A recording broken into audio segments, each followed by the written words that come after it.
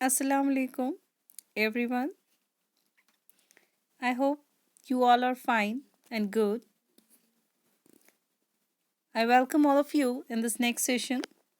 So, today we are going to discuss one of the main topics, which is respiration. I hope you will enjoy. Let us start.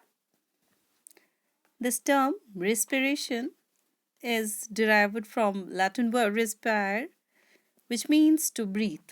So, this is as Latin origin.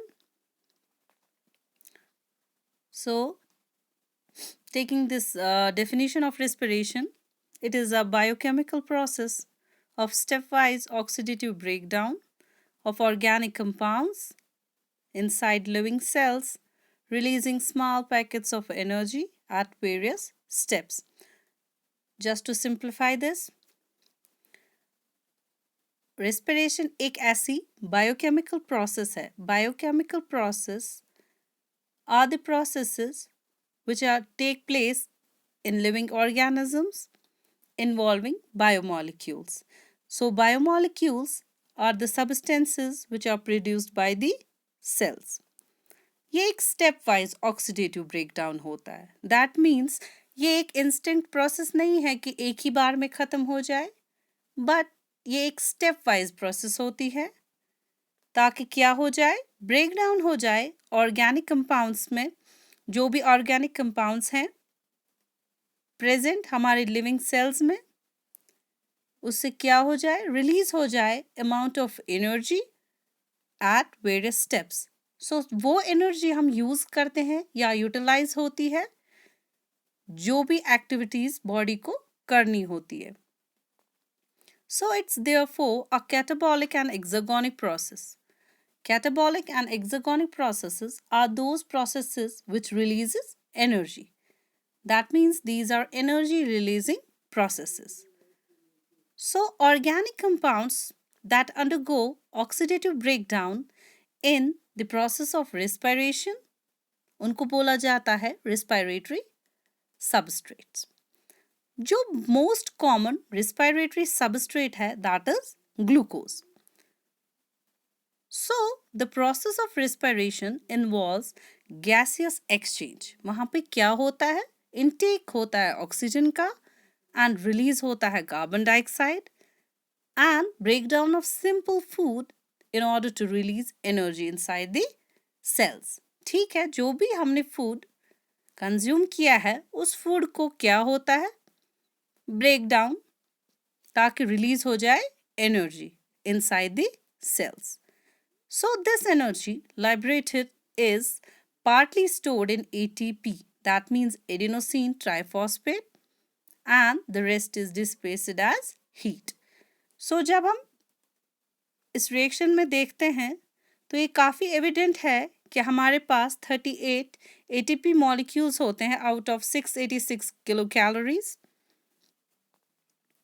तो ये evident बात है कि जो भी हमारे body में carbon dioxide होता है, that is not good for us, that is harmful. So it has to be released during this catabolic reaction. It's very much evident that oxygen has to be continuously provided to the cells, and this carbon dioxide produced by the cells have to be released out. So this process जो यहाँ पे exchange होता है हमारे oxygen का from the atmosphere with carbon dioxide which is produced inside the cells is called as respiration. ठीक है, इतना समझ में आ गया respiration.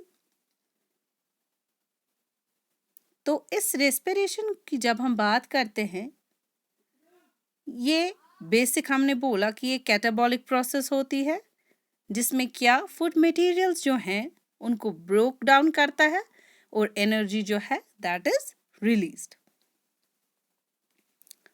जब हम रेट ऑफ ब्रीदिंग की बात करें, कितना अमाउंट ऑफ एनर्जी जो है लाइब्रेट हो जाता है, ठीक है, रिलीज हो जाता है.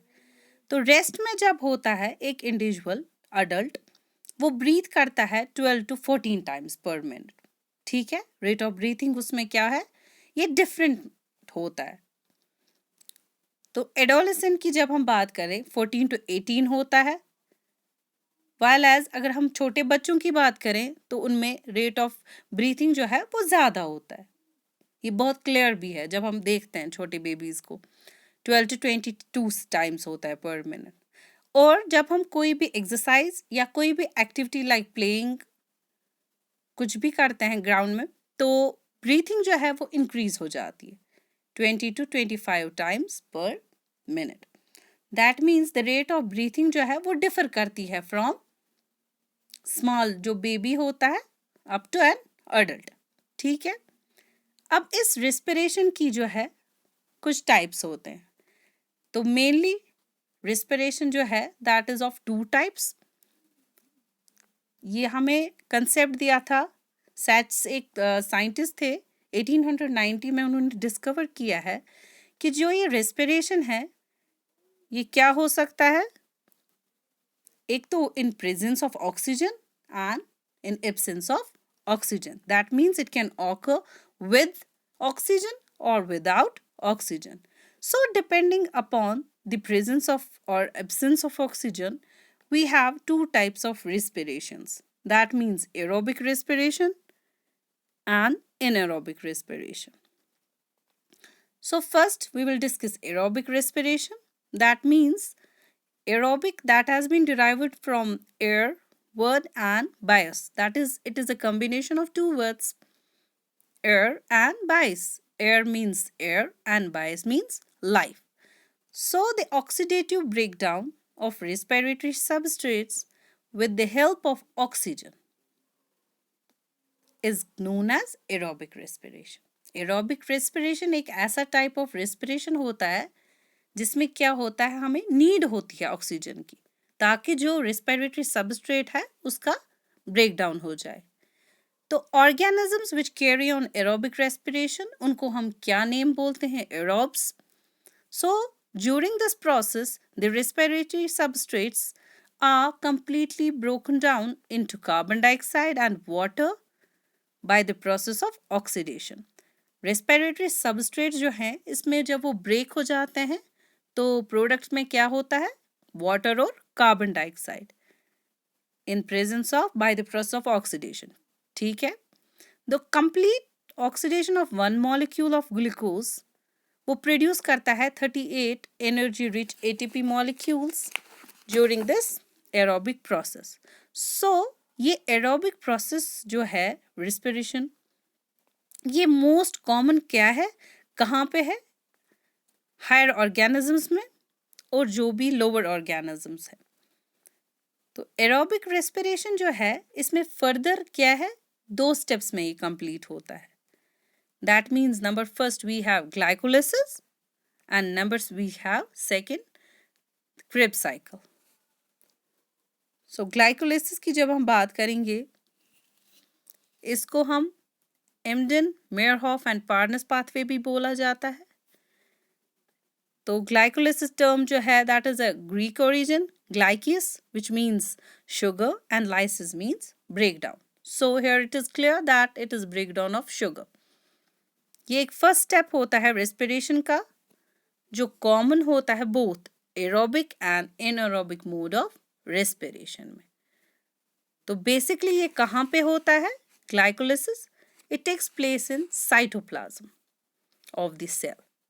साइटोप्लाज्म जो है that is a gel like fluid which is present inside the cell. ये कहाँ, ये सेल में होता है एक जेल लाइक फ्लूइड और ये मीडियम होता है केमिकल रिएक्शन के लिए। तो इसमें जो ग्लूकोज होता है स्टेप बाय स्टेप उसका ब्रेकडाउन हो जाता है 3 कार्बन कंपाउंड में जिसको हम नाम देते हैं pyruvic acid in the absence of oxygen, ठीक है। ग्लूकोज से क्या निकला हमें, पायरुविक एसिड। तो सेकंड जो है क्रेब्स साइकिल, उसको हम सिट्रिक एसिड साइकिल भी बोलते हैं या tricarboxy acid cycle, TCA cycle. Hence Krebs ने 1940 में इसका कंसेप्ट दिया था। ये एक सेकेंड स्टेप होता है एरोबिक रेस्पिरेशन का, जो कहाँ पे होता है? माइटोकॉन्ड्रिया। दैट मीन्स ये एक ऐसा सेल ऑर्गेनल में होता है जो हमारी सेल्स में प्रेजेंट होता है, जिसको हम power house of the cells भी बोलते हैं। मोस्टली हमारी यूकेरियोट्स में होता है, लाइक एनिमल्स में, प्लांट्स और फंगे में। तो इसमें क्रेब्स साइकिल में जो स्टेप इसमें हम बात करेंगे, जो एंड प्रोडक्ट इसका होता है ग्लाइकोलिसिस का, दैट इज पायरुविक एसिड। इसमें कंप्लीटली उसको ब्रेक डाउन किया जाता है into carbon dioxide and water. So the oxidative breakdown results in the production of energy rich compounds. We have adenosine triphosphate. So overall reaction भी यहाँ पे दी गई है। इससे भी क्लियर हो जाता है कि हमारे पास एंड प्रोडक्ट जो है कार्बन डाइऑक्साइड, वाटर और एनर्जी होती है। सो ये एनर्जी हमें यूज करते हैं सेल्स, ताकि डिफरेंट एक्टिविटीज जो है वो अच्छे से रेगुलेट भी हो जाए और कंप्लीट भी हो जाए। आई होप कि आपको ये एरोबिक रेस्पिरेशन अच्छे से क्लियर हुआ होगा। सो नेक्स्ट सेशन में हम पढ़ेंगे anaerobic respiration. Till then, take care and good bye, and do share and comment and subscribe my channel.